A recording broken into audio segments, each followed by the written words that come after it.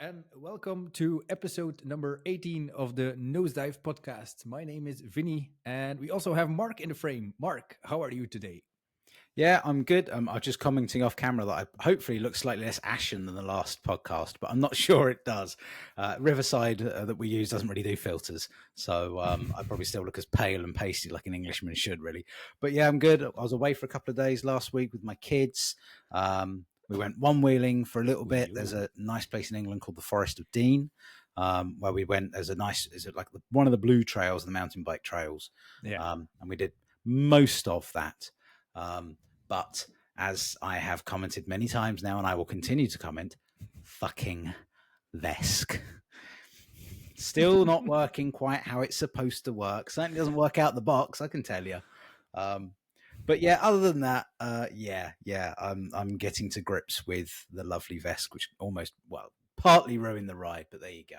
But yeah, I'm good otherwise. How are you doing, man? You've been editing like a demon, is how you are. I've been in a creative mood. So just making some videos always lifts my mood, and that's something that I really needed since since getting older. That as well, but happy birthday for the other day, by the way. Thank you. The 43 life cycle. That was it. Yeah, you like 43 life cycles. I like that little bit you put on your Facebook. That was quite nice. Yeah, so we're starting that one, and I started it out with a nice garden line, which I was, I always obligate myself to do something that I really love on my birthday.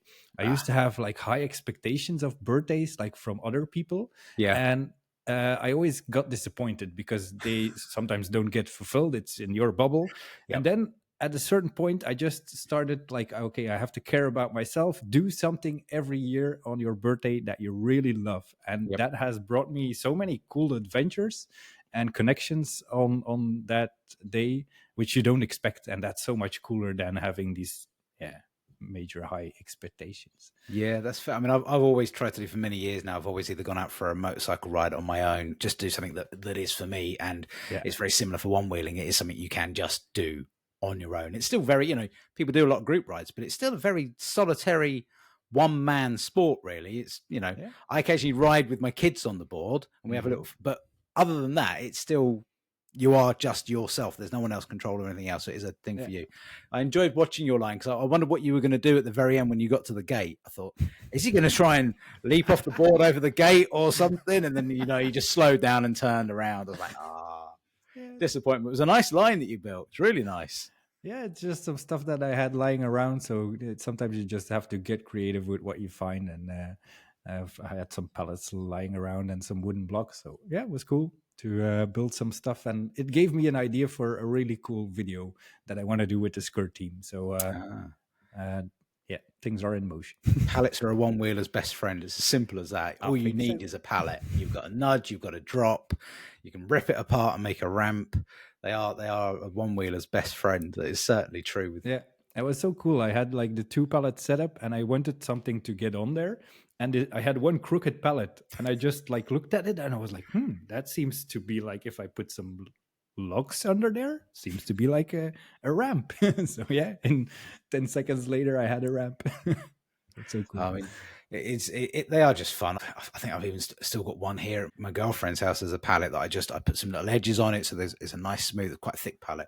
So try and get some nudges off of it and do some jumps and things. But I left it out in the rain with a bit of plywood on the top, and it's just curled up, manky pallet plywood now. So I'll strip that back down again. But otherwise, as you've seen, most of the big features at Shred the Shires were made out of pallets. They'll be slightly different next year, but we'll get to that. Speaking of events, we have got a guest coming up very, very soon, but there's been a lot going on in the last couple of weeks. In Europe and the US. Which one do you want to start about? Well, maybe close to home, the float connection in France has been going down last weekend as of this recording. Yep. And it seemed to be a hell of a good event. It was such a pity that I couldn't go. FOMO was hitting in very hard. Tell me about it. When I saw the images of the guys over there. It already started like on Thursday night. I got some videos from Lawrence where like Gryz was scooping up ladies on his chair. So he was riding his one wheelchair. And I don't know what the intention was, but they were like in a busy neighborhood, and all people that were going out and having some drinks, they as well. And suddenly you just see goes like scooping up this lady and riding away with her. And at the first moment when I saw the video, she was turning around and I thought she was going to hit him. I didn't know if it was like agreed upon or not. And then she was like, okay, getting closer, doing it again. So yeah, it must have been intentional. Why haven't I seen this on Instagram yet? Or have I missed something going on here? Must have been. We need Lorenz. We need to see that up on Instagram with a nice little soundtrack to it as well. Some sort of classical French romantic, a little bit of music in there would probably be quite cool. Apparently, it was for science. Yeah. I had some severe FOMO because it was the same weekend. So my kids didn't have passports, and I've mentioned several times on here that I really, really wanted to go to France. And Gary and I were going to take our 3 boys, and we were looking at it. But because, same as your problem of having to get Noah back for school on Monday, and we looked at it, and we looked at all the different possibilities of stuff and the trains, and it's a 10-hour drive when you get from Calais. Yeah. So you add an extra 2.5 or so hours on to that. It's a long drive to do in one day. Almost impossible, and the kids would get back from school or to school so tired. But my kids had the Monday off, so I was thinking I could do it. And literally up until the Wednesday before their passports came on the Monday, I was like, I can do this. I can do this. We'll split it in half. We'll stop halfway. We'll have a rest. But when push comes to shove, I went, I'm trying too hard here. I don't want to push it too much, and I'll put myself under too much pressure to go. So we went away instead. We had a little Onewheel, and but I was sat there at the campsite in my camper van, looking at the videos, watching everyone's stories being shared, and I'm like, I'm going down a mine tomorrow. I'm going down a mine. That's fun. We go down a mine. It was fun. You know what? It was fun. It was fun going down a mine, but would have liked to have been in the 25, 30 degree heat that they had at the float connection. And it looked like it absolutely kicked off. It looked like it was great fun.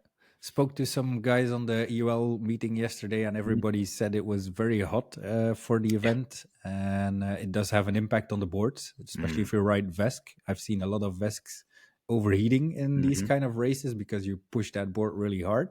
So that's something to take into account if you're riding VESC as well. Yeah. And I did see that they had something very peculiar going on within the races. So they had the normal races, the normal event. Yep. But this year they also set up an XR Classic race. That would kick me in the FOMO. That did. When I saw that, I was like, you sneaky little dirty buggers. Yeah, apparently it was an initiative together with the Ride On Onewheel company that they have in France, and they had 4 XR Classics, so they put everybody on the same setup, and that was really interesting to see because Alexis, our champ, he actually said it was very tricky because they're used to really pushing hard from the get-go on the VESCs, but if you do that on a future motion board, you just push it into the ground. Well, that was what I because obviously for those who don't know, I sat in on one of the organizers of an event. I sit in on the EOL things as well. And when I saw that, and I was trying to get the updates all the time, and anyone in the UK that's ever been to the Forest of Dean, there is no signal. There is just nowhere there is any signal. So I'm there trying to find. I was like, but I want to see. I want to know. We all missed it. We all missed out last year on the European finals. We missed out on the big race of Jay versus Alexis. We wanted to see, everybody wanted to see that. And then Alexis' board went flying and then went flying through his own motion. And we didn't get to see the big race we wanted to see. So I wanted to see clips of the race. And then obviously you saw the Jay and Alexis final, and Jay won, with Alexis coming second. And obviously Vince, who's been on the podcast, came in third. But then, as you say, they had the XRC, the leveler, which is what we all want to know. And what was the result? Alexis has won. Alexis won first. He did explain why, though. He explained why. He knew the board that little bit better. Yeah. So he explained it was basically if you pushed it too hard, like you would do with the VESC, with that aggression, as Jay does, as all riders do on that first start, but that made the board dip, and Jay came off and Always say it can come down to one fall. I say to everybody in a race, just keep going. Someone can come off, even if you're miles at the back. Someone can come off, and that can be it. And that's what happened. But and that's what Alexis is very good at. He has a very analytical mind, and he immediately tried that board a few times, did some really fast starts to get to know the reaction time. And that's where he sometimes makes the difference, because I've noticed in everything that he does is it's very meticulously calculated, and he's very good at making these kind of estimations, and he picks up the VESC tool, he plays with it. Even if you ask something, he knows by heart which setting to go into, which menu. So it's quite amazing to see how his brain works. You say that. A big shout out to Martin from Trail Banger over in Germany there. When I was screaming at my son's board, constantly dropping its nose on him, I messaged Martin on WhatsApp in the middle of the forest. I managed to get a signal, and he's literally there sending me screenshots of what the settings should be in the VESC tool app for my son's XR, and we managed to get a nice ride. So Trail Banger for loads of different apparel and stuff like that. Get on Martin's website, have a look at that. Big shout out, because he did not need to spend half an hour WhatsApping me screenshots with a delay, because I'm getting, not even a 3G, not even a bloody signal, trying to proper 1990s arm in the air, trying to get a signal, seriously. And it's like, the picture's downloading. What's the setting going to be? Oh, that's not right. Oh shit. Yeah. Okay. That's probably what's happening, So shout out, but you just reminded me. So big thanks up to Martin there. But it does help having that background knowledge of that tool to be able to make those little tweaks in the race. So what have we got now? We've had three EOL events, and it's basically 2 first places to Jay and 1 to Alexis, if I'm right. So are we setting up some sort of bubble, some oxygen sealed bubble in Portugal, so they can just work on their boards? No dust, no grit, no grime. We're already foreseeing some sort of special zones. There's just a peace and tranquility. Ice packs on the motors for Portugal for the finals. It should be interesting. But then we had obviously that's the men's race. Had the women's race as well. Yeah, with Barbara taking first place, her first win.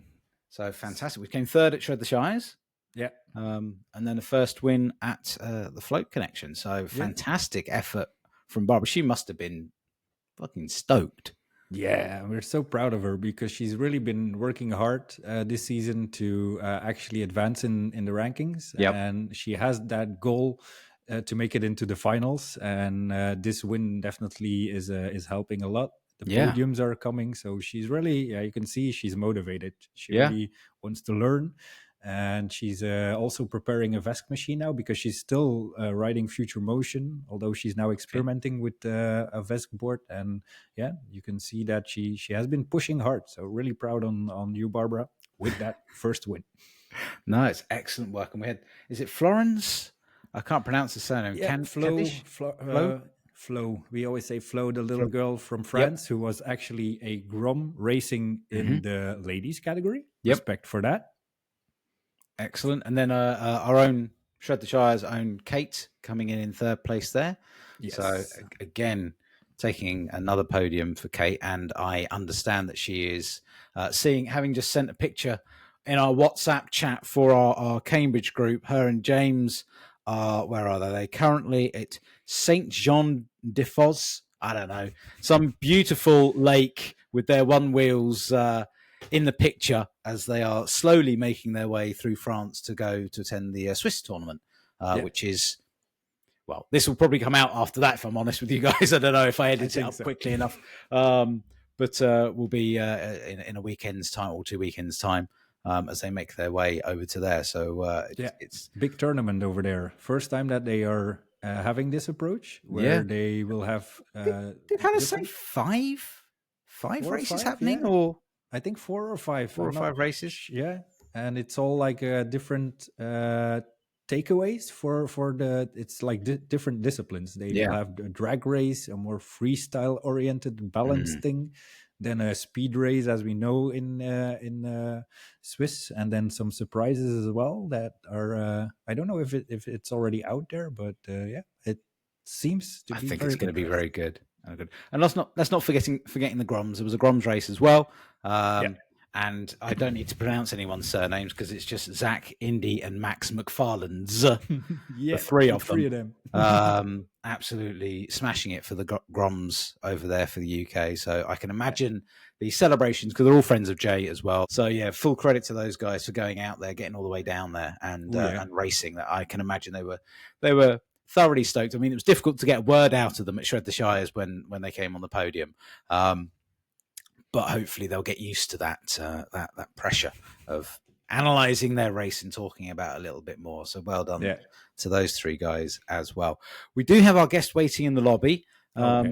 And I know we want to talk about the Onewheel street style as well. So we might talk about that afterwards. I certainly am interested to talk a little bit about that. Yeah. But let's let our guest in, because he is waiting. And hopefully I'm clicking the right buttons. Hello. Mark will be with us. Hello. How's it going, guys? All good. Audio good? It is all clear and crisp and not live as you thought it might be. I have no confidence in my technical abilities to make this live. And the fact that you thought that it would be is either credit to you think how professional this is run, or you've never seen the podcast. But either way, maybe a little both, but I definitely have seen a few episodes, and I'm happy to be here. I've only seen half the episodes, to be fair, and I've been in them all. So the edits are sometimes a little bit dodgy. So how you doing, man? I'm doing really great. You know, I'm coming off of a busy time, and it's things are just starting to wind down. I've been going since ShredFest. Yeah. So yeah, I'm happy to be here. Well, it's been a while, because you've been on my list to chat to for ages, because we started messaging January 24. I think I checked through back on the messages when you punted a little message over to Shred the Shires. And as soon as I started thinking about this, if I scroll back through my notes on my remarkable pad of people that I wanted to chat to, you are on that list. And it's just time it takes. And then you start thinking, well, there's no point in talking to the man before the event, because me and Vinny know what your brain's doing like that. And it's impossible to try and do anything. So the time came, and I thought, you know what? It's time. You would have had time to chill after Oak City as well. And just, we can chat about that, and I've got a few questions. I know Vinny's got a few questions about particularly Oak City. So it looked like a good event this year. Yeah, we we had more fun per person than we ever had. We set out to take last year, which was really successful. You know, we had a lot of last minute sales last year. So we were kind of ready for that to happen, but a little weary because of the market. But one way or another, all we wanted to do this year was do the same thing we had last year. Not add anything too crazy, too new, too different, but we wanted to do it better. Like an iPhone S upgrade. You know what I mean? Just quality of life improvements. We had the Wi-Fi that we wanted last year that we failed on. We had an app that we made from scratch in-house, and it's awesome. So many things worked out. You know, we weren't able to do karaoke last year, which is one of my personal touches on the festival. And this year we decided to put a giant production budget behind karaoke on stage. That's essentially, for the community, by the community. It was a mega hit. Everybody had a lot of fun.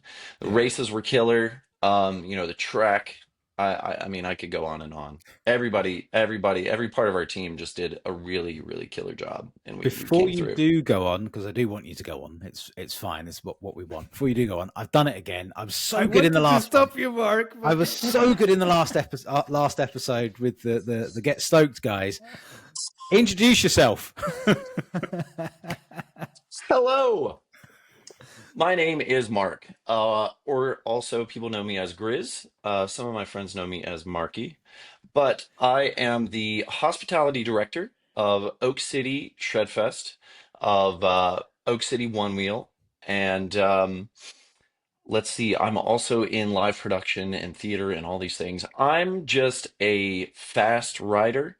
I raced in the 2023 season, made it up to like number 42 max or something like that.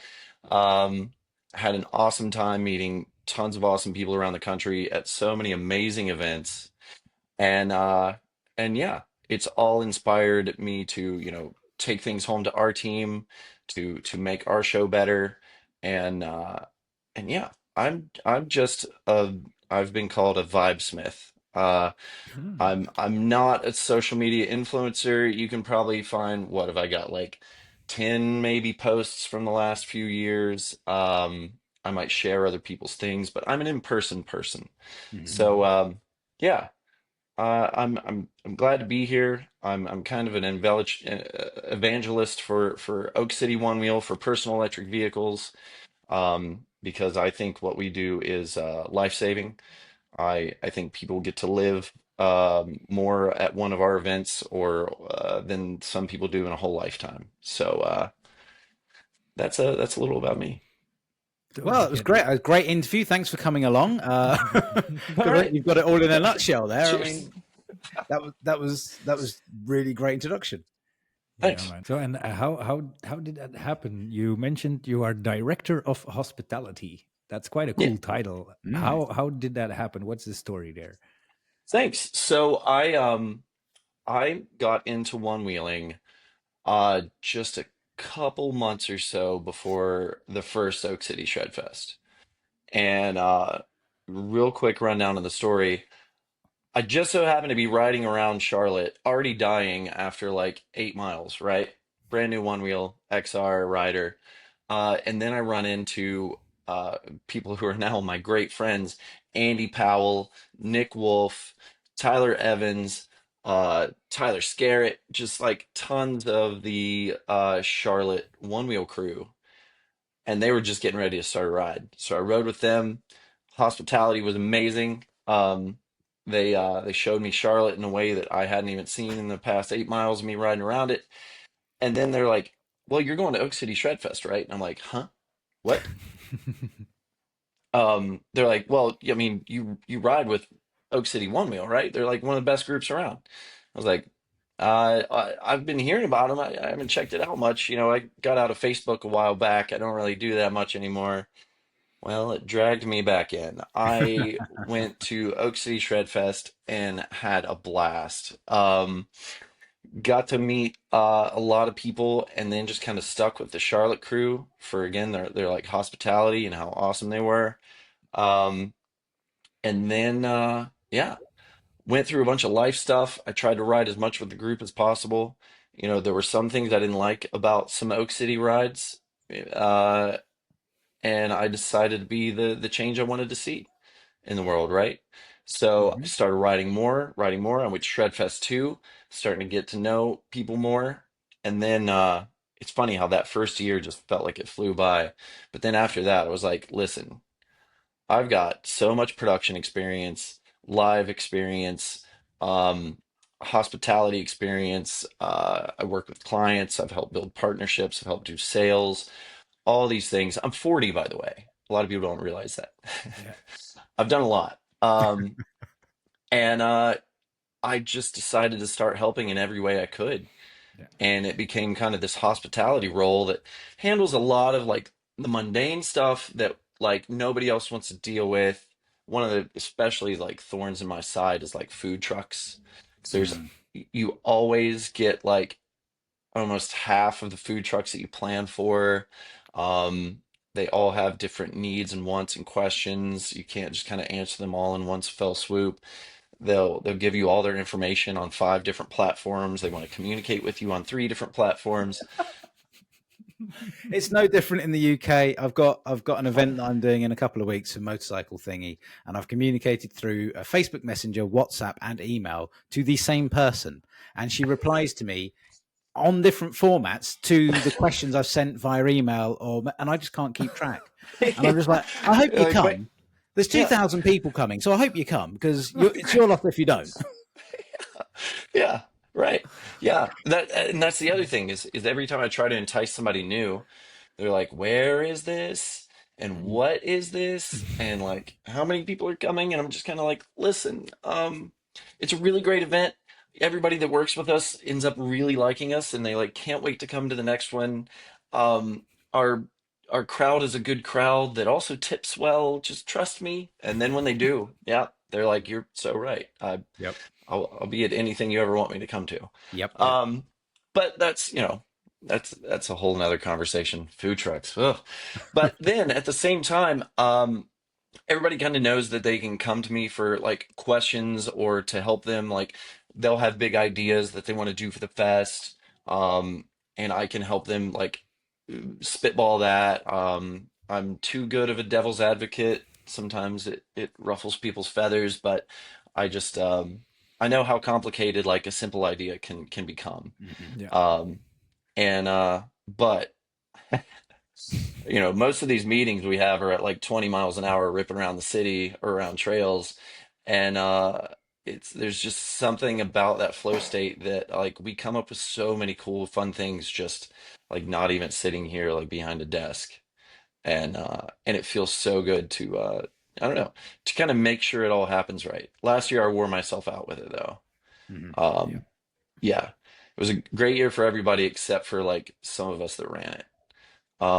We had a really, really rough time. We put a lot on ourselves, and then this year, I swear. So after 5 ShredFests, 3 ShredFests being the hospitality director, Yep. best year ever.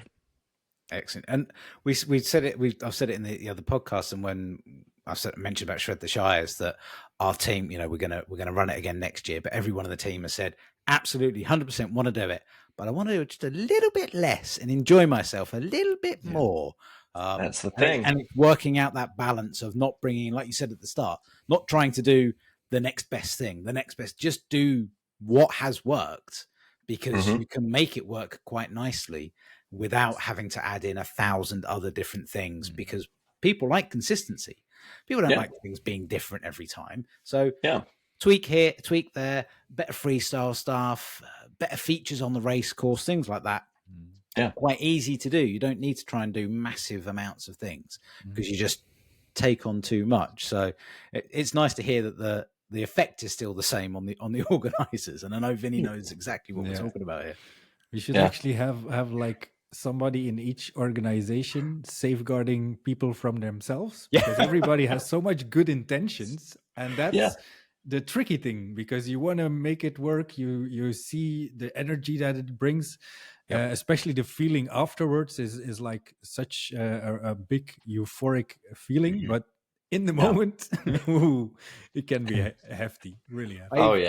I recall at Shred the Shires, I don't know whether I said it in the last podcast, but there was a point where I think it was on the Saturday or the Sunday, and I'd managed to get one of the last burgers, and I sat down in the beer tent, and my girlfriend literally stood next to and in front of me so that I didn't get up when somebody went, oh crap, we need to do this. And I literally went to get up, half a burger in my face, having not eaten since about 7 o'clock in the morning. She went, no, you are sitting down and you are eating that burger. You are going to enjoy the fact that everyone is out there having fun. And there are 11 other members of the team, plus volunteers, that can go and I think it was something to do with like the coffee, the coffee kettle urn thing. You needed refilling. I was like, oh, I'll do that. Yeah. So you're right, Vinny.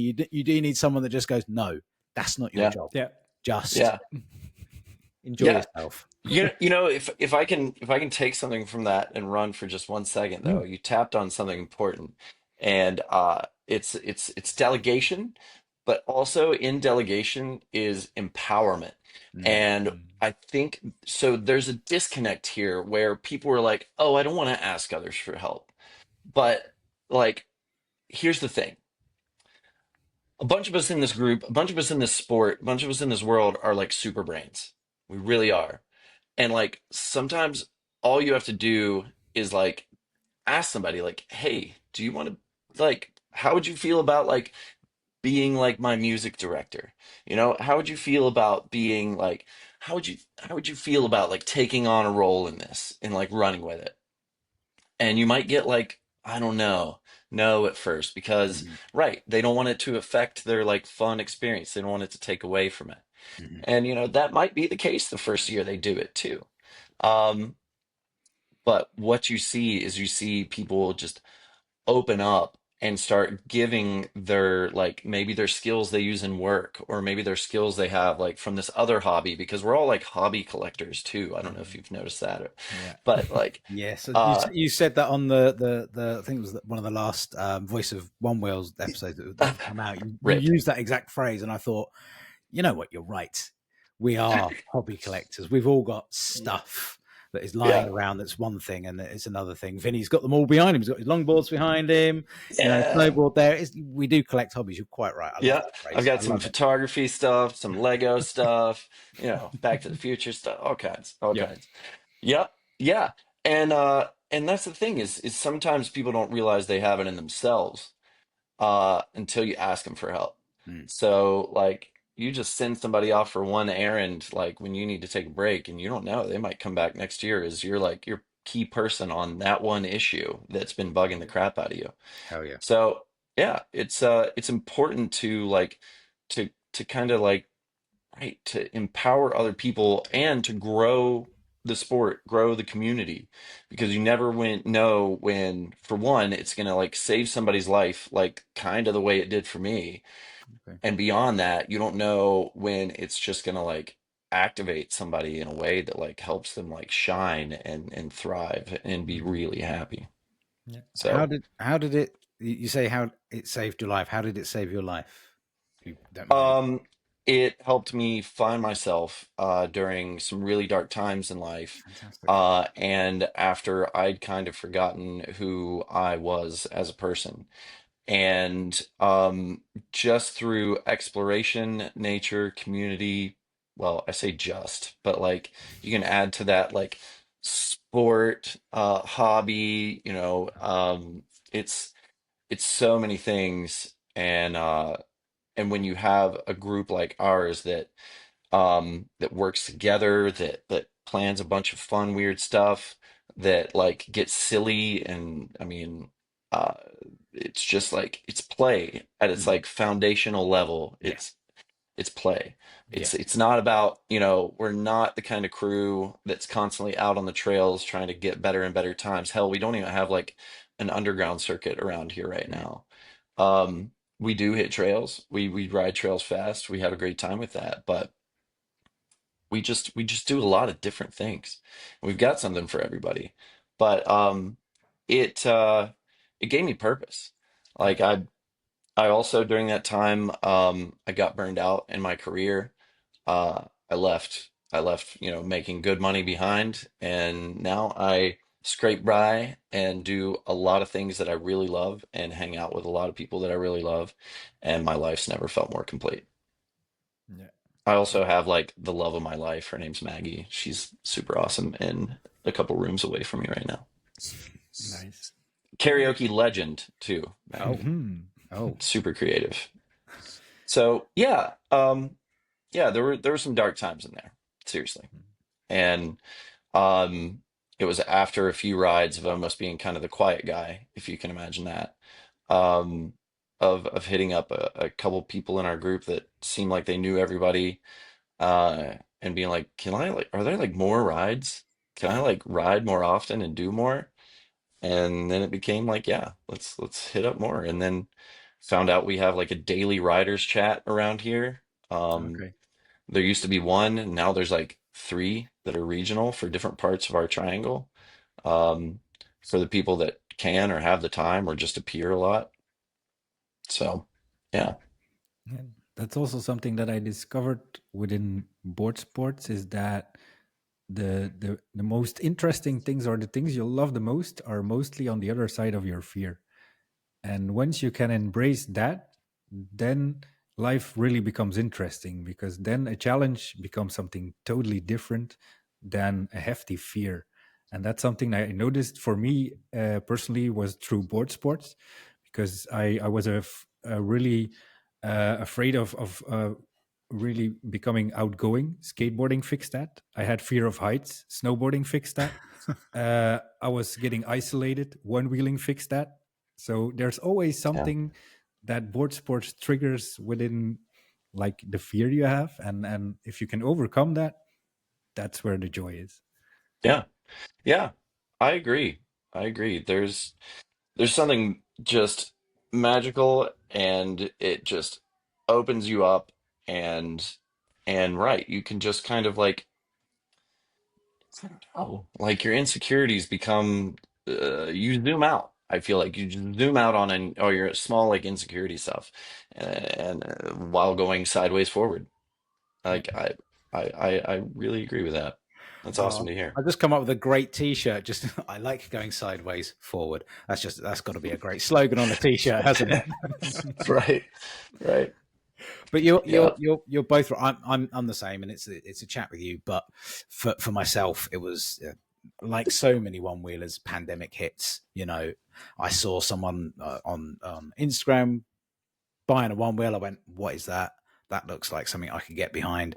I was going through a divorce and living in my dad's house, and I was like, "I need something here. I need something here." And whether I convinced myself or I convinced my girlfriend first, who said, "Why don't you just get one and see what you think?" I don't know what part of the conversation happened in there, but yeah, 5 years later, and 4 boards, and 2 addicted children on one wheels, and I wouldn't be the same had it not been for one wheeling. And I think right. 95% of one wheelers out there would probably have a very similar story of this has brought X amount of joy, fulfillment, and fun to Yeah, their lives, rather than just I go out and ride around some woods, I go on forest yeah, trails. You know, it's not that. It certainly isn't that. I have a whole massive group of friends that revolve around one wheeling now Yeah. yeah, that I would never have met, and I think yeah, that's the same for so many people.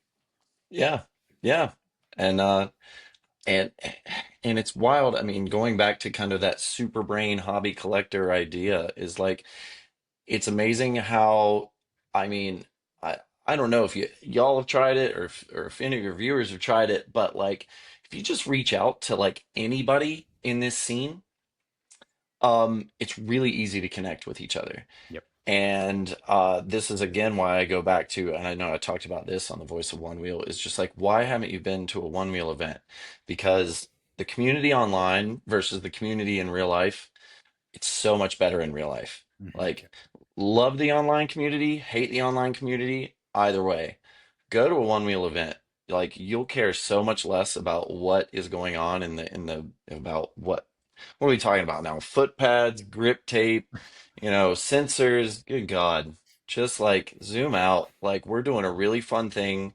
We're like pushing technology and battery technology. We're like, between one wheels and EUCs, hands-free PEVs, it's just kind of like this next human evolutionary step of like, it's a club that everybody's invited to, but everybody's too scared to try or too scared to learn. And yeah, and it's also a thing, just again goes back to dealing with insecurities. Yeah. So at Oak City this year, I remember our conversations over the last year that you were hoping it was going to be the biggest and the best. Was it the biggest numbers? Did you have more numbers than last year? Is it continuously growing? This is the first year that we did not grow. Okay. Um, Interesting. so it sounds like through the events so far this year that we've been able to like learn some of their data. It sounds like, the US is seeing, just in events in general, Mm-hmm. seeing like 30 to 40% like decrease in just live events, tourism, everything like that. Yeah. And Yeah. it sounds like one wheel, events have been similar. I feel like we may not have seen as big of a drop as other events, but Okay. we'll see. And whether we're the biggest and best, we try to never say that publicly. Smart Because By move. saying you honestly, don't say that we publicly don't, on a podcast, I'm not too sure whether it's saying that publicly or not. we Can't work that just, one out. okay. So for one, Oak City, we're a nonprofit. We're for the community, by the community, Yeah. and we put every nickel and dime, except for a little bit of advertising money, a little bit of money for an accountant, maybe, probably not. We'll see. We put that back into the fest, back into our local events, back Yeah. into our three main goals of growing the community, spreading the Stoke, and making good business partnerships. Mm. And it pays off. Yeah. So one of those things that we kind of try not to do is, I don't want to advertise to come to our event because it's the biggest, it's the best, or it's all PEV friendly, and there's tons of activities for non-riders. I could say things like that, but I would never say something like that. Um, so like we want every event in the scene. We want every business in the scene. We want it all to thrive, Yeah.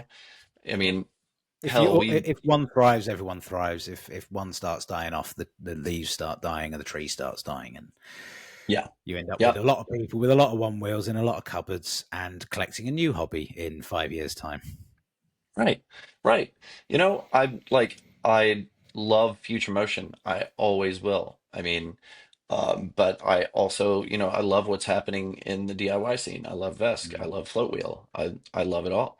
Um, I love EUCs. I love that we have managed to have the right soup of people in our community to keep our EUCs and Onewheels riding together often. You know, Yeah.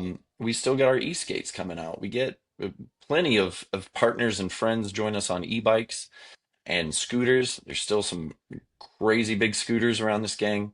Um, so yeah, we just besides that, one of our local bicycling nonprofits called Oaks and Spokes has um has teamed up with us. It's a It's great like name. Oaks and Spokes, right? Because yeah, so Oak City and all, this is Yeah. Raleigh is considered the city of oaks and our acorn theming and everything. Yeah. But they invited us to their annual meeting and surprised us when they put up a couple slides that showed all the different methods of transports. And there's this cute little oak leaf like character that's riding all these different things, and there's one on a one wheel. Oh, And Nice. somebody in the crowd at this meeting was like, "Why do we like one wheels?" And like the organizers simply took it in stride and said, "Because we're all fighting for the same things. We want safer streets, better like pedestrian, bicycle, greenway access and transport and transit, better legalities, more access to trails, open spaces, green space, and the list goes on." So yeah. we're everything non-internal combustion. Like, let's go. Here for it. It's interesting to hear you say about the plateau of, I'll use the word plateau of sort of attendees at the events, because I think we've mentioned it before that some conversations we've had with vendors in the States, and they're all seeing not a drop in sales, but kind of not whether it's hit the peak, and that's made a lot of people have the thoughts of, our future motion, or should future motion start looking at branching and being a little bit more welcoming to their European cousins, because the market is big here, it can grow here, but they might have missed the boat because everyone and their brother and cousin are going, yeah, but I can go VESC. I can get that board and I can go VESC, and they might have missed the boat. I don't know. If they want to improve the European relations, because there isn't any European relations, let's face it. No. My GT breaks, I'll VESC it. I'm not going to pay to send it back across the Atlantic Ocean to get told it's going to cost X amount to fix and to post back to me. I'll be like, yeah, keep it, guys. I'll just right. email Tony in China and say, where's my GTV drop-in kit? Let me have another vest that I can scream at in a woodland. Yeah. I mean, the harsh reality there for future motion is that, even for us here stateside, it's going to cost, let's say you need a new front end, about 600. You need a new back end, 600. You need a new motor tire combo. Hell, you break your valve stem, it's going to be 600. Like, for you guys, I can't imagine the added shipping and headaches and downtime and everything else associated with that. Especially, I couldn't imagine anybody making money on a one wheel that then has to take that kind of downtime, any kind of loss of profits. Yeah. Because I've serviced door-to-door salesmen's boards and stuff like that before, and people can use these things in a serious way. Yeah. So then, when the drop-in kit is cheaper than any one of those three repairs that they do, since they're so modular, then it's just a no-brainer. And I'll be honest, I've got one myself. I revived a 5,000-mile board, and it sings. Fantastic. It's awesome. Yeah. Once you get the So hang of it. Yeah, well, and I mean the thing is now, like I got one of the newer ones with the separated connectors for the motor and foot pad. I think it's got the updated capacitors. Um, it really was plug and play until I, you know, didn't hold down long enough to just save my configs in VESC config and accidentally blew out my IMU. Stood on it for a second while it rocket shipped backwards into my garage door. You know, Familiar. but then Yeah. I got to Yeah. test out the Float Life Float Hub app and configure my IMU with the easiest IMU configuration I've ever done. Yeah. And it was honestly better than it was out of the box because maybe there was a slight bit of tolerance off with the way that my thermal pad smushed down under there or something, but Yeah. it felt even better after that. And then flow control, you know, Surfdado does such a killer job on that app, and yeah, that's honestly become my go-to board. I have to send my XRC off for an issue that no one ever has heard of before, so we'll see how that goes. It should be fine. They're interested to receive it. I just haven't made the ticket yet. Yeah. Perhaps they should pay you for the research. Right? Right? Let's hope. Let's hope they don't watch this and they're like, no, screw that guy. I would love to know if they watch this, but I don't think they do. Not a lot of people do, but we enjoy doing it, and that's the whole reason. That's the whole reason why any of us do any of these things is because it's fun to do. Yeah, Onewheel, if you're watching this, drop a comment below. Like and subscribe. Bam. With the lights of Onewheel, I've been wondering something about American events. I've noticed you are an ORL sanctioned event with Oak City Indeed. ShredFest. How do you become an ORL sanctioned event in the States? Well, that conversation changes every year lately, but they think they've settled on something they like, and that is now you apply. So, like, if you build it, you apply, and essentially they're allowing, it seems like I haven't heard of an event getting denied. And with the way the point systems break down now, is the point scale for the event size and the technicality of the event, what the racers have to say about the event on the post-race survey that ORL collects. And so, as soon as people are done with the event, there's no real official idea of how many ORL points they're going to get. There's some people are already mathing together some ways to spitball and figure out about how many points they got. But it really depends on future or on ORL getting back these surveys and stuff. So for instance, there's actually a competing event to Race for the Rail happening on the same dates in on the East Coast called Wheel Fun Rally. And they've actually sanctioned it. So it's not like it's a small event. There's some big names that'll go to there. I mean, possibly some names that were there last year could be kind of ORL, Race for the Rail contenders, but one way or another, it's kind of they're allowing that to be that way. So that's cool. There's I'm gonna use this as a segue real quick. You okay? All right. It's been kind of announced, but I don't know if you guys have heard of the Oak City Acorn Rally. A wheelie long race, Jesus Christ. Playing into my puns tonight, I'm telling you. Okay. How long would you expect a wheelie long race to last? Well, you did the Le Mans thing, didn't you? So was that 8 hours, the Le Mans thing? It was 5. 5. Yeah. And now it's going to be 6. Okay. And last year was kind of a test run of this new racing concept. Okay. Yeah. And a new event. Everybody's been asking us for a long time for 2 events a year. Yeah. and this is what we're going with. We asked our local community here to vote on a name, and yeah, Last Oak year looked City so much Acorn fun. Rally.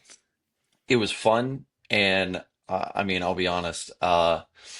I and a number of the racers that came to our event that have been to all, if not many, of the other races and events, um, they think we might have found the new best format, Mm. because what we're doing with teams of 5 racers, one person on the course at all times, Yeah. as many laps as you can get in 6 hours. What it does is it brings local riders together, or riders across the country together, who Yeah. want to build teams. And then they go out and they're like, maybe we'll find sponsorships. And they found sponsorships. Yeah. Maybe we should build some purpose sport builds, or we should adjust our builds for this together.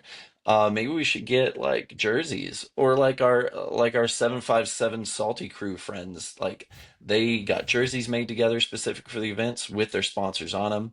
They all went and got their hair done. They got like braids with like colors that match their jerseys in their Excellent. hair. And it's like, it's almost helping inspire people to create their own little communities that kind of work like ours does. Yeah. And everybody bringing like their work talents to play, and it's really cool, because then you get out there and you hear back from racers that are coming off the course. They're like, oh man, I passed this person. Like, I'm a novice racer and I just started racing, and like I passed this like really well-known pro racer, and like we're both just cheering each other on. Yeah. And I've heard things from other events out there where it's some events can be more cutthroat, right? Mm. I've heard from other teams' pit crews, essentially like, oh man, if I heard like anybody was giving this other team so much of a screw, like they'd be kicked off our team. And it's like, yeah, no, that's not what we want. We want to work together. That's the Like, old style. That's the original version of how you do a Le Mans. You don't give anything to anyone. You got steal yeah. stuff, but Yeah, and instead we had like one pit crew that brought a masseuse, one crew that brought a chef, How cool is that? and then the Nelson, chef ended where up are Yeah. cooking for, like, they ended up sharing food with other groups from the chef. The masseuse ended up going around to other teams and stuff. It was awesome. Primo. It was awesome. And everybody said, like, it's up to each, racer, is if you take one lap and tag out, if you take a few laps and tag out. But most people felt like, yeah, at the end of it, they were exhausted, but like they didn't feel like too beat up, too terrible. That pacing is really good amongst So 5 people. when is the wheelie long? When is the wheelie long race? Jesus. There it is. When The is it? wheelie long race. The wheelie So long race. the Wow. reason that pun came is that was an alternate name that wasn't chosen in our vote. But yeah, but we were like, that's absolutely the byline. That's definitely the secondary title. That is November 7th through 9th. And that is also at Lakeside Retreats, and that will combine many of our trails on property, including our widened qualifier trail, and of course the world famous float track. Yeah. And how long Yeah. is the track approximately for this race? Good gosh, I think, I wish I had that number in my head. We're grilling the Gryz Somewhere guy. between like 3/4 of a mile or 1.2 miles or something like that. Yeah. Whatever it took, I think it was Team Bueno that won last year. And I think that was 42 laps or something like that. 41, 42 laps. Intense. Yeah. Yeah. But And looks so it cool, also, go ahead. the vibe in the pit lane was looking so awesome. Like, you saw people smushing in there and like doing these switches, and like people with boards running into the pit because they had something going on like on the track. Yeah. And that was so funny to see the atmosphere that it brought to the game. Yeah, really nice. Yeah.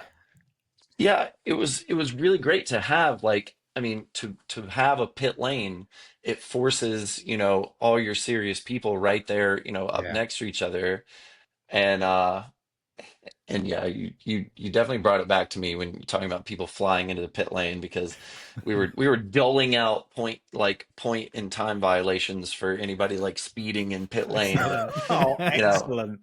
I love yeah, it. Yeah, you have to yeah, counter it in some ways. So Yeah. yeah, right. Well, and that's the other thing, is it becomes less of a race about overall skill yeah. and board building and all this, Mhm. and becomes, I mean, one of our teams is actually one of our locals. Um, they they just one part of their pit crew was a strategist, and their strategy almost put them in the top. They were Wow. they were very close to completing a lap, which would Cool. have jumped them from like third or fourth up to like first or second. So it was really awesome. Nice. Yeah, strategy, right? Strategy, and it's gonna be like, yeah, it's a late season event, November, Mhm. but given the format, I mean, it's rain or shine or snow or whatever. Yeah. So badger your boards, and if you have to carry your board around it 20 times to win, that'll be the game. But we'll see what the rules say. But it also has a very good rule book too. That was another important thing. Yeah. This rolled out, like John Brown and his team in racing rolled out an incredibly solid rule book for this, that these teams were able to take this. Yeah, yeah, and they were able to take it and run with it, and they kind of knew what it was going to be going into it. Yeah, Well, communication it is probably one of the most important things there. it sits quite nicely in the European season, in that there's no events at that point. It's right in the middle of the no events time. So Vid from VXWheel, who we all know goes to absolutely bloody loves Oak City. He only didn't go Yeah. this year because he wanted to go to a load of the European events because we're annoying and put them all at the same time. That Vid, we're watching you to create a team to get the flight packs together to all fly over to Europe. To the States. Oh, that would be To awesome. the States, sorry, to the States. It's been a long day. To the States.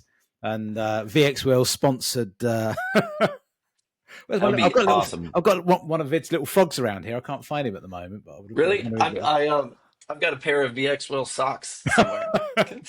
He was telling me Yeah, at Shred the Shires, and they're all every done. year I have something different. This year it's little. They were little tiny frogs about that big, but I can't bloody find Yeah. it now. I don't know where I've put it. It's on my Oh, desk speaking somewhere. of tiny things, Is it one of the golden squirrels? it's a tiny golden squirrel. Jesus. Oh man. Okay, so let me tell you one more thing about the app we've got. I've got. There's two questions I have to ask. One is about the app, because it looked excellent when I saw the very quick demo of how stoked are you, but it's actually the checklist of stuff. It's very much same as I do the Distinguished Gentleman's Ride, a charity motorcycle men's mental health thing, and they have how distinguished kind of things, and you have to tick all the things off to be ready for the ride, to be ride ready. So I love the idea of the how stoked are you. So it was an excellent. I like that. Yeah. explain that. The what do we call it? The Stoke Meter. Yeah. Yeah. Which was like, get ready and sign your waiver Yeah. and charge your boards, pack everything you need. Yeah, so we're evolving the squirrel scavenger hunt, which we do every year. We put a lot of effort into this, and it's mainly Jared, mad scientist, Mhm. who's also one of the co-creators of our app, along with David Wolf and a team of testers, and which I've been a part of at times, and visionaries and thinkers and breakers of things. And let's not forget, before you go in, let's not forget that the squirrels will be invading the UK in August. Yeah, that's right. I've got Sorry. another sticker ready. There you go. Sorry. Yep. Yep. Yep. Stoked for that. I know. I wish I could make it this year, but I keep in touch with Hannah, and I'm really excited for everything going down there. I think they're gonna have a lot of fun. So a little bit about what these squirrels can and might do in the future. So as you may be aware, we have three colors of squirrels. Purple are just kind of simple, collect as many as you can. Mhm. Now, the green and the gold, right? So you've got our green that are worth prizes from $50 to $150 that are sponsored. And then you have our golden squirrels, which are gold, are worth prizes upwards of $150. And they're also filled with weight. See, a lot of people don't know this if you've never held one in your hand, but they're really magical because they stop the 3D printing process, and they fill them with like metal weight, like this stuff that's made to do that. Ben, our 3D printer does the same for our Shred the Shire's medals. He stops it halfway through and puts a little metal disc in there, so it's not just a light piece of plastic, because it's crap then. But if you've got a big heavy, so it's all plastic, but it's got he stops it and puts a little metal discs in there. Yeah. I only know that I've never won one, but I've picked them up. Yeah. It just, like, things that are heavy, like, or the right weight for their thing feel good, but this actually makes it feel like gold. Gold is insanely heavy. It's like every time I watch a movie where someone's carrying like a duffel bag of gold, it's like, get out of here. There's absolutely no way. Okay, way sidetracked. But guess what else is going in those squirrels? So we're putting NFC chips in the squirrels now, and we did that this year for ShredFest. So you can tap that squirrel, and it took you directly to like what prize you won. Whoa. But what we're also going to do is it's going to take you in the app to show you what prize you won, and then give the FOMO to everybody else on the app, like Willy Wonka and the Chocolate Factory. Excellent. It'd be like the golden ticket. Be like, oh no, that golden squirrel has been claimed. Somebody just won that new MTE hub. And that's good marketing. So, and then something we're playing with, and Jared posted this on stories, so I'm not telling secrets here, but we're also playing with Bluetooth low energy in these squirrels, so that way you can open this like a squirrel hunting section of our app, and it's literally going to give you kind of like radar. It's going to tell you if you're like hot or close. Yep, that's brilliant.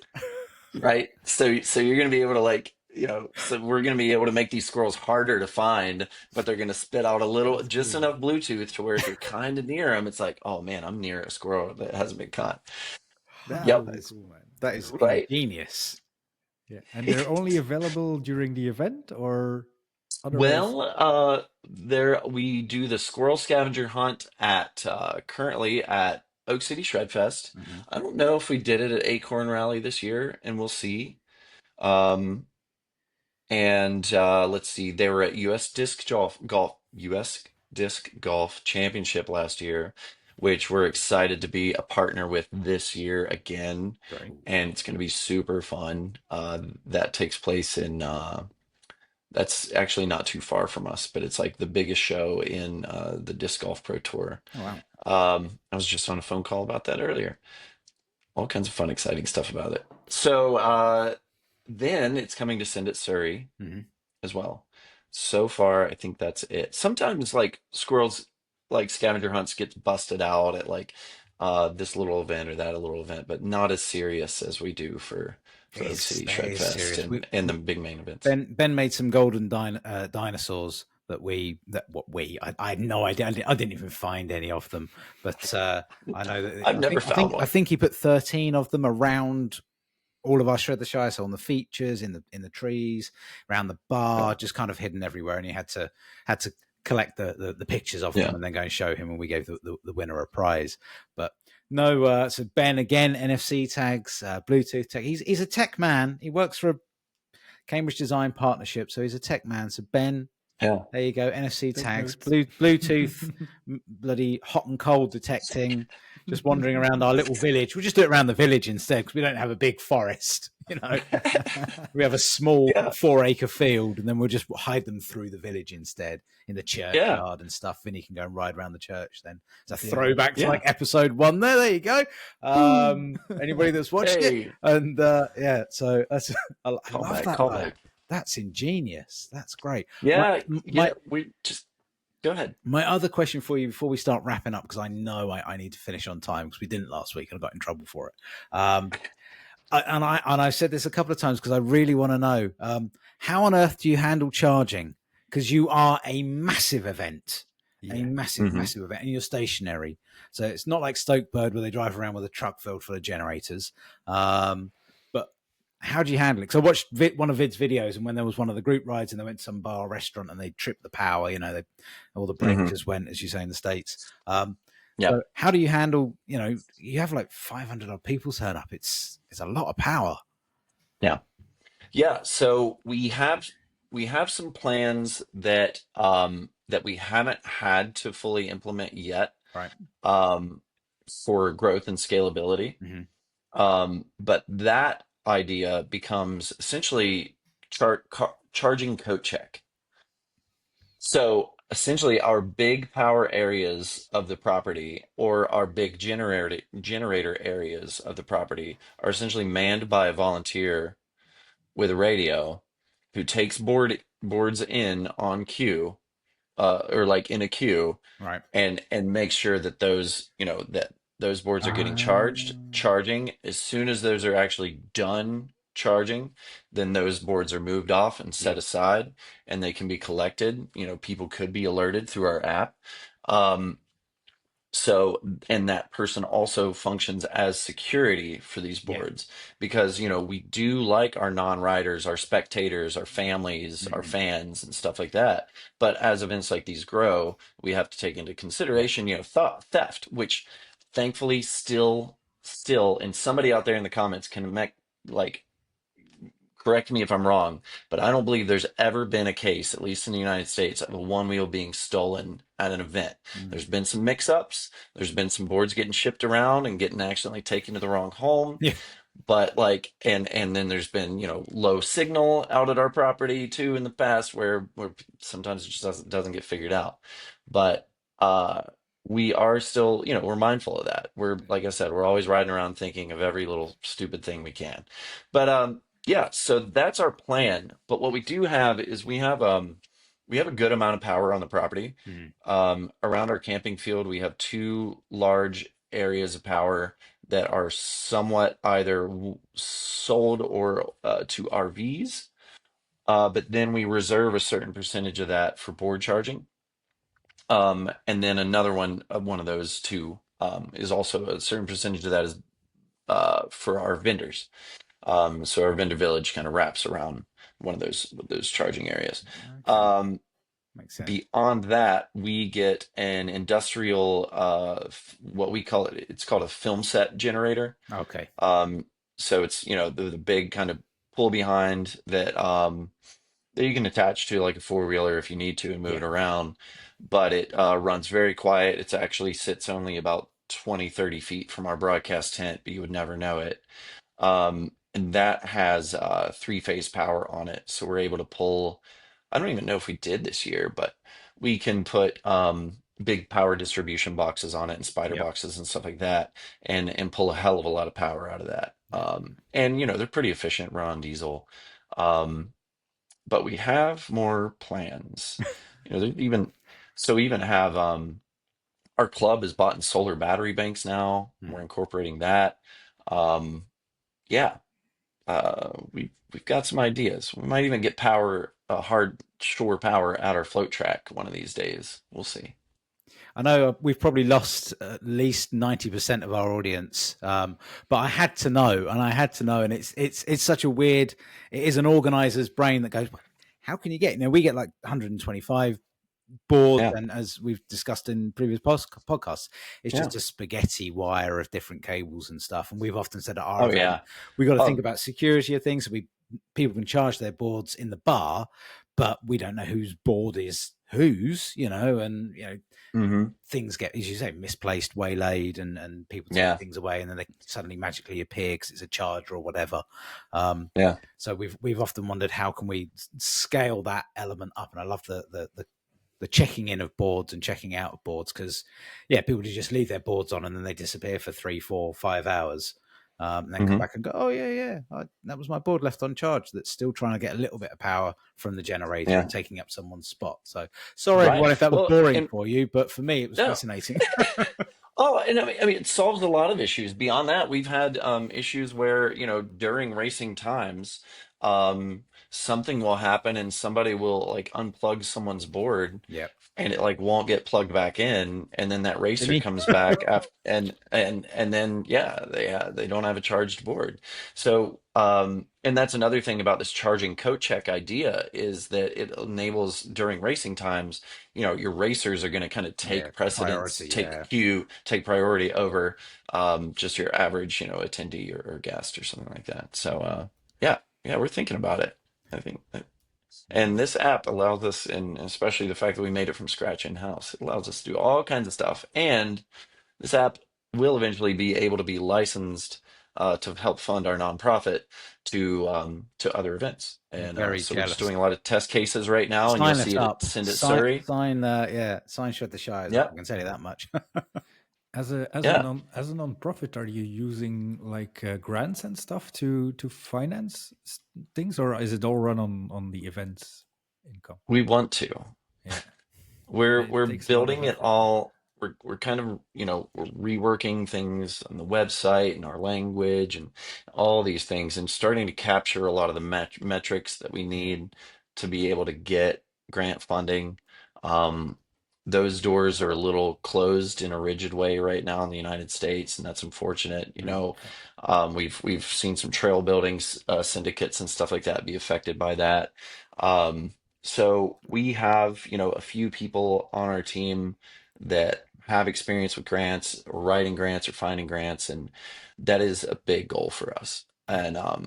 And with all the work we do with the community, with demos, with repair, we have free repair workshops, um, all these things like that. There's no board seller in Oak City. I don't know if everybody knows that either. There's nobody here selling boards, selling parts. Hell, there's nobody here selling maintenance right now. Okay. So, it still works really well. Yeah. But yeah, we do want that kind of funding. None of us make any money for this except for, I mean, full transparency. Spremo makes a little bit of money, but that's because he does nonstop advertising, marketing, and business partnership stuff.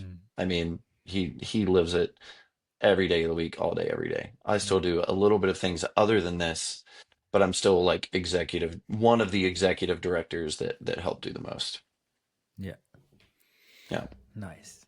Yeah. And by the way, to you guys, just like I've extended this olive branch to every other event organizer I know, but like I said, and I mean my words, like we want every event to do better and to grow and succeed. If you ever want to reach out, pick my brain, hit me up. Already done that for the past year. Yeah, I know, dude. We'll make, if our events ever line up, we'll make that that event to event. We were going to do it the first year, and it was just too much to try and make it happen. Yeah. I really wanted to do it. For those that there was a conversation around about April, I think, last year, where I said to Mark, I said, we must be able to do the 6 hour, 8 hour delay or whatever it was. It would be nighttime for us and like mid-morning for you guys. We could just do a quick live stream thingy, but it was our first event, and I think it just went out of my brain. This year we had Wi-Fi in the beer tent. Nobody else knew that. We had Wi-Fi in our beer tent so that Vinnie and I could do the podcast, and so that we could have a security camera streaming all the time. As well. We had a security camera in the bar overnight and during the day as well. Nobody knew that. It was well hidden. Yeah. So it was something that we wanted to do. So maybe next year, I've got some ideas. We're toying some ideas on streaming stuff next year. Early days. I want to stop thinking about Shred the Shires for 5 minutes. It would be nice. But we're looking at trying to do something next year. Maybe get an external group or bunch of students. Basically, I need someone to do it for free. Get some students in to try and run our AV rather than me wrongfully shouting for a second mic, as I will never live that down at our live recording of the podcast and then just getting continuous echo. For the 100+ people that have watched that episode, bloody well done. Really well done, because the sound is terrible. So, oh boy. I mean, I'd say the same thing to anybody who watched our broadcast from last year. It was a learning experience. Yeah. Always. Our broadcast from this year, not that bad. And we have the chance to re-edit a lot of it. Now that some footage has been, Kinsey had some moving to do, and now we should be getting into some improvements on that. But it's a bear to take it all up on yourself. But that's what we've done. And yeah, now we've got the fuel and the ambition to put together kind of a really great system for streaming these things. And maybe that's something that we take to other events in the future too. Just we've got some people working on a little sponsorship money to try to help that come through. Cool. Yeah. Better ways to spread the Stoke. Yep. Okay, I just got to do a shameless plug real quick. Yeah, there's no shameless plug in here, man. Look at Cricket go. There is no shameless plugging because I nobody knows this. It's the first time ever that I have a episode still to edit while we are recording another episode. And that episode is with the Get Stoked guys, which we recorded last week with Brad and Cricket. Awesome. Awesome. And it's in the edit for today. I messaged Vinny going, "Look at what I'm doing. I'm editing an hour or so before our next episode is recording, and I've never been in a state. And I'm going away next week, so I have 2 episodes to now edit up before I go away, so I can just leave it and not worry about it. But yeah, it's not a shameless plug whatsoever because those guys were great last week." Awesome. For us last week, for you guys, it'll be like last month by the time this episode comes out. It's the beauty of not doing it live. But Mark, it's been great chatting to you. For real. I will continue to pick your brains. I love this app idea. I hope if it is going to get used a little bit, send it Surrey. We'll get to see a little bit of that live. Yeah. I look forward to meeting the guys, some of the guys at least from Oak City. You're going to meet some awesome people from Oak City. Yeah. Yep. Yeah, it's going to be a good crew going over there. Okay. I really hope to go there as well. So, going to be fun. Yeah. Check it out. Right. Thank you so much for your time and your effort to come and join us on the podcast here for a little chat. It's always nice to get to know people a little bit better and see the person behind what we see online mostly. Well, thanks so much, guys. And it was a pleasure anytime. And yeah. Great to chat with you. Excellent. I don't have any fun music to play you out to like Adam does. So we need Gergo to push the button. Yeah, I need a producer in the background. Yeah, right. Hey, Timmy, play us out. Yeah. Sad trombone noises or something. I don't know. You can still edit it in. So. Yeah, maybe I'll find something now. Yeah. There'll be something in the edit, sweet. Oh, yeah. Great beat. Oh, guys. Yeah. All right, 3 hours later. Oh, man. I'm supposed to wrap this up. All right. What a nice chat with, again, an awesome bloke. It's so cool to get to know these people behind the screens a bit more because, I was not really aware of what he was doing. And these chats always shed a light. So cool. They do. It really is enlightening. And it is nice chatting to other organizers as well. Because as much as I had to have a conversation about power, and I don't understand how our own power works, but I wanted to know how they did it and the clocking in, the cloak sort of check, the cloakroom style of handing in the boards. I liked that method. I like that. And if you are a big event, I just couldn't figure out. All I just had in my mind was like a pile of 200 boards plugged in and just people going, "Oh, I love that," But so now I know that little bit more, and I know the rest of my team will be listening to this going, who can we get to do that? So I liked that. I got the answer to the question that I've been wondering for about a year. Yeah. So we all learn from each other. Yeah, absolutely. But before Mark came along, we were just very quickly we wanted to mention the street style competition, which is as we're saying, you need that elevation. And we were saying with Mark about the plateau of events. Yeah, something needs to step up. People like to race, but people also are pushing the boundaries of tricks and street style stuff, and that is what Onewheel did just a few days ago, really. I'm waiting to see the big video. I know these things take a time. They're going to do an edit of a bigger video of the event, but from what they've dropped on Instagram, it looked wicked. It was quite big. I was surprised by bigger than I think the Instagram allows, because most of the Instagram clips are of the sort of the top 3 riders, and yet I think there was at least 8 other riders in there, and you're not seeing anything from any of those guys. You're just seeing the winners. So I'm excited to see how big it was, and maybe Onewheel have recently with their videos been quite good at telling a story. Like your absolutely amazing Shred the Shires video. Go and watch it if you people haven't seen it. It is bloody good. It made me remember a load of stuff. And I even messaged Vinny going, I don't remember talking to you or telling you to fuck off. Or it's like, I don't remember that. When did that happen? But Vinny's video is great. Lovely storytelling of that. Me, my dad and my kids sat and watched that. But Onewheel are good at telling a story as well. So I hope there's a throwback to when they had that, when Austin was telling us about the rider meeting and talking about their different ideas. I hope that was one of the post-it ideas three years ago, and seeing that into fruition now. But it looked wicked. It looked really cool. Yeah, definitely. It's something that I've personally been looking forward to, because I have a background in freestyle skateboarding, snowboarding, and a bit of wake surfing. So that's also where my biggest passion lies, just playing around with that board and trying to see what it can do.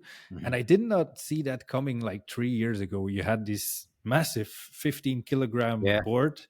And at first I was like, no way that they're going to start throwing that around like a skateboard. That time is now. And Surf Dado has already been the forefather of a lot of this stuff. If you haven't checked Surf Dado, doing freestyle stuff, he's wicked on the wheel. He even does 360 flips into slides, which I still cannot grasp. It takes such a big effort to learn that, but it's amazing where we've gone in a couple of years.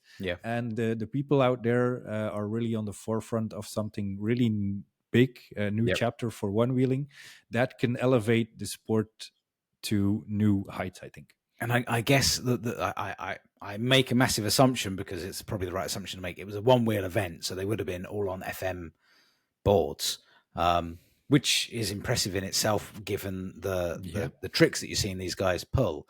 And I wonder whether or not there's going to become the same argument that there has been of a lot of the ORL races of, you can ride on whatever you want, but when you get to the main competition, you've got to be on an FM standard board, and that knocks a lot of people out of the competition because they don't ride those boards, and they don't want to have to effectively downgrade their abilities because they can't get what the machine can do and that they can do with that machine. So you're going to end up with these massive street style competitions that Onewheel want to do and have these leagues and stuff like that, but only if you play on our toy. That's how I kill something.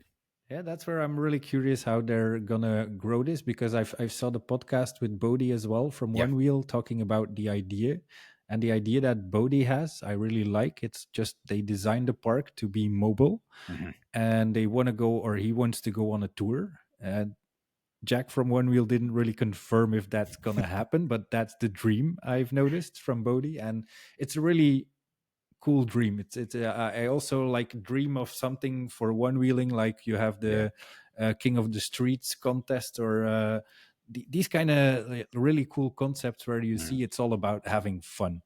And that's, I think, where Bodhi has a really cool idea, and I hope that he gets to execute it as he has. And well done to him for coming first. It was Bodhi.